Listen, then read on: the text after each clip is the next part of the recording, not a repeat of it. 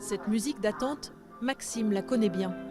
Chaque matin, il compose le numéro de la plateforme d'appel de l'OFII, l'Office français de l'immigration et de l'intégration. Suite à un grand nombre d'appels, nous ne pouvons donner suite à votre demande. Nous vous invitons à rappeler ultérieurement. Après 45 minutes d'attente, pas d'autre solution, il faut composer à nouveau le numéro. L'appel coûte 6 centimes par minute, une fortune pour les migrants qui se présentent dans ce centre d'accueil du Secours catholique. Alors Maxime appelle pour les autres. Il y a les gens qui ont des téléphones mais ils n'ont pas de crédit. Parce que ce matin, aujourd'hui par exemple, il y a 50 personnes qui sont là. Il y a 20 personnes qui ont un téléphone et ils n'ont pas de crédit. Allô, Ofi, bonjour. De l'autre côté de la ligne, Samir distribue, quand il lui en reste, les rendez-vous tant espérés. Ok, demain à 9h. Si vous avez des documents, ramenez-les demain, d'accord?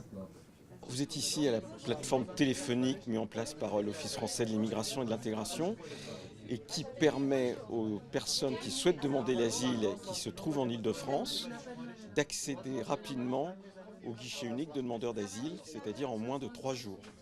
So many people are calling at the same time.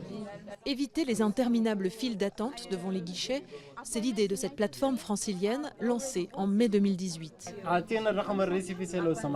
Ici, on parle français, anglais, arabe, les langues afghanes et de nombreux dialectes africains.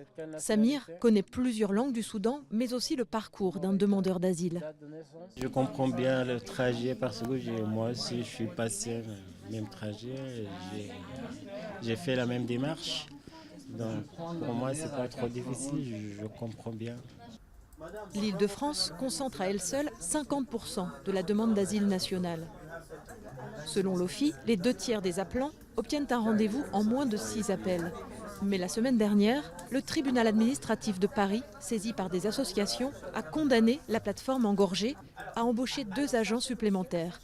Une décision surtout symbolique. Pour le Secours catholique, le centre d'appel cache la réalité du problème.